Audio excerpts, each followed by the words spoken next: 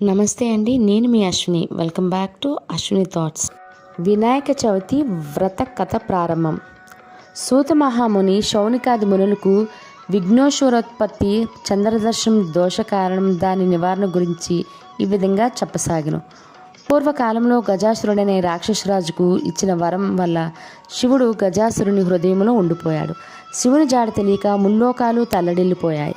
కైలాసంలో పార్వతీదేవి కూడా భర్త జాడ తెలియక ఎంతో ఆవేదన పడుచుండెను.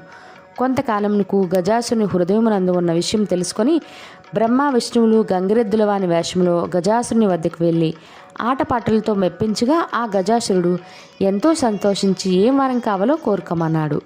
అందుకు గంగిరెద్దుల వేషంలో ఉన్న బ్రహ్మ విష్ణువులు, గజాసుర, పరమశివుడు లేక ముల్లోకాలు అల్లడిల్లిపోతున్నవి, నీవు నీ హృదయంలో ఉన్న శివుణ్ణి మాకిమ్మని కోరుకున్నారు. మాట తప్పని గజాసురుడు సరే అన్నాడు. నంది తన కొమ్ములతో గజాసురుని పొట్టలు చీల్చి శివుణ్ణి బయటికి తెప్పించారు.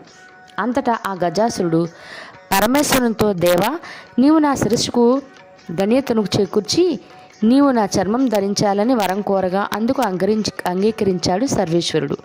ఆ విధంగా బ్రహ్మ, విష్ణు, శివుడు, ఇంద్రాదులు దేవలోకానికి బయలుదేరారు. వినాయకుని జననం. కైలాసంలో పార్వతీదేవి భర్త రాక దేవతల ద్వారా తెలుసుకొని అభ్యంగన స్నానం చేసి పతికి స్వాగతం చెప్పాలని స్నానానికి తయారైంది. తన వంటికి నలుగు పెట్టుకుని పిండితో ఒక బొమ్మను తయారు చేసి తన తపశ్శక్తితో ఆ బొమ్మకు ప్రాణం పోసి వాకిలి వద్ద కాపలా ఉంచి ఎవరినీ లోపలికి రానివ్వద్దని చెప్పి స్నానానికి వెళ్ళింది. కైలాసానికి వచ్చిన పరమేశ్వరుడు లోపలికి వెళ్ళబోగా గుమ్మం వద్ద బాలుడు అడ్డగించాడు. తాను ఈ కైలాసానికి అధిపతినని, పార్వతీదేవి భర్తనని చెప్పాడు శివుడు. నువ్వెవరివైనా వెళ్ళడానికి వీలు లేదన్నాడు ఆ బాలుడు. వాద ప్రతివాదనలు పెరిగాయి. ప్రమద గణాలు కూడా ఆ బాలు నుండి ఓడిపోయాయి. పట్టుదల పెరిగి శివుడు కోపంతో తన త్రిశూలంతో బాలుడి శిరస్సును ఖండించాడు. పార్వతీదేవి వచ్చి నిర్జీవుడే ఉన్న బిడ్డను చూసి, నాదా, పశువాణ్ణి ఇంత దారుణంగా శిక్షిస్తారా అని శోకించింది. శివుని మనసు కరిగింది. తన తొందరపాటుకు చింతించి ఈ బిడ్డను బ్రతికిస్తానని పార్వతికి మాట ఇచ్చాడు. వెంటనే తన పరివారాన్ని పంపించి ఉత్తరముఖంగా పడుకుని ఉన్న దాన్ని శిరస్సును తమ్మన్నారు. ఆ పరివారం ముల్లోకాలు గాలించి వెతకగా గజాసురుడు ఉత్తర దిక్కుగా పడుకుని మరణ స్థితిలో ఉన్నాడు. ఆ గజాసురుని శిరస్సును తెచ్చి బాలుని మొండానికి అతికించి సజీవుని చేశారు. పార్వతి ఎంతో ఆనందించింది. ఈ బాలుడు గజముఖం గలవాడని, గజానుడని, వినాయకుడని, లంబోదరుడని మరెన్నో పేర్లతో పార్వతీదేవి అల్లారుముద్దుగా పెంచసాగింది. వినాయకుడి ఆధిపత్యము. కొంతకాలం తర్వాత పార్వతీ పరమేశ్వరులకు కుమారస్వామి జన్మించాడు. అతడు మహాబలశాలి.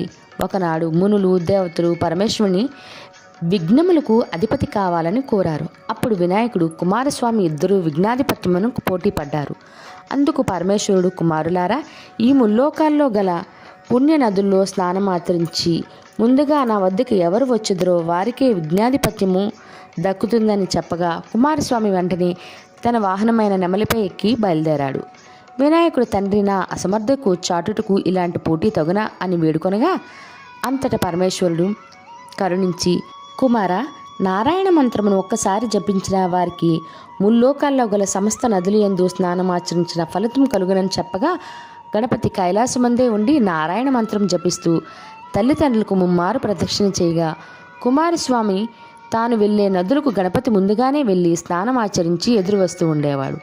అది తెలుసుకొని తన అజ్ఞానానికి చింతించి కైలాసమునకు వచ్చి, తండ్రి నా అజ్ఞానమునకు మన్నించి అన్నగారికే విఘ్నాధిపత్యం ఇవ్వమని వేడుకొనను. అంతటా పార్వతీ పరమేశ్వరులు సంతసించి భాద్రపద శుద్ధ చతుర్థి నాడు గణపతికి ముక్కోటి దేవతల సాక్షిగా విఘ్నాధిపత్యం ఇచ్చారు. చంద్రుని శాపము. ఆనాడు సర్వ దేశస్థులు విఘ్నేశ్వరుని తమ శక్తి కొలది కుడుములు, ఉండ్రాళ్ళు, పిండి వంటలు, పాలు, తేనె, పళ్ళు మొదలగు భక్ష్య భోజ్యములతో యథాశక్తి పూజించారు. విఘ్నేశ్వరుడు ఎంతో సంతోషించి తాను భుజించి తన వాహనమైన ముష్కంపై ఎక్కి భుక్త ఆయాసంతో సూర్యాస్తమయం వేళకు కైలాసమునకు వచ్చాడు. మాతాపితరులకు పాదాభివందనం చేసి సంకల్పించగా ఉదరము సేకరించగా నానావస్థలు పడుచుండగా శివుని శిరస్సును ఉన్న చంద్రుడు చూచి పకపక నవ్వాడు. గణపతికి కోపం వచ్చి తన దంతపు కూరను విరిచి చంద్రుని మీదకి విసిరాడు. ఆ దెబ్బకు ఏర్పడిన మచ్చే చంద్రుల్లో మనం ఈనాటికి చూడగలుగుతున్నాం. ఇంకా కోపం తగ్గక ఆవేశంతో ఊగుతున్న వినాయకుడిని పొట్ట చిట్లింది. పాముతో బొజ్జన కట్టారు. కుమారుడి పరిస్థితి చూచి పార్వతీదేవి కోపంతో చంద్రుని చూచి, ఓరి చంద్ర, నీ కంటికి నా కుమారుడు అంత చులకనగా కనబడ్డా? ఈరోజు నిన్ను చూచిన వారు నీలాప నిందల పాలైపోయిదురు కాక అని ఆవేశంగా శపించింది. పార్వతీదేవి శాపానికి చంద్రుడు గడగడలాడిపోయాడు. జగదాంబ పాదాల మీద పడి శాపం ఉపసంహరించుకోమని కోరాడు. శాపం ఉపసంహరించబడదు అన్నది పార్వతీమాత. దేవతలంతా కలవరపడి, తల్లి చంద్రుని క్షమించు అని ప్రార్థించారు. దేవతలారా, మీ అభ్యర్థనను అర్థం చేసుకున్నాను. శాపం తప్పదు. భాద్రపద శుద్ధ చవితి నాడు వినాయకుని పూజించి పూజాక్షతల శిరస్సును ధరించిన వారికి ఎట్టి నీలాపనిందలు రావని వరమిచ్చి, ఈ విషయాన్ని విస్మరించిన అలక్ష్యం చేసిన ఎట్టి వారికైనా నీలాపనిందలు తప్పవు అని హెచ్చరించింది. ఋషిపత్నులకు నీలాపనిందలు కలుగుట. ఒకనప్పుడు సప్తమహర్షులు ఒక యజ్ఞాన్ని తలపెట్టి యజ్ఞగుండం చుట్టూ సప్త ఋషులు తమ తమ భార్యలతో ప్రదక్షిణ చేస్తున్నారు. అలా ప్రదక్షిణ చేస్తున్న ఋషిపత్నులను చూసి అగ్నిదేవుడు వారి పట్ల మోహితుడయ్యాడు.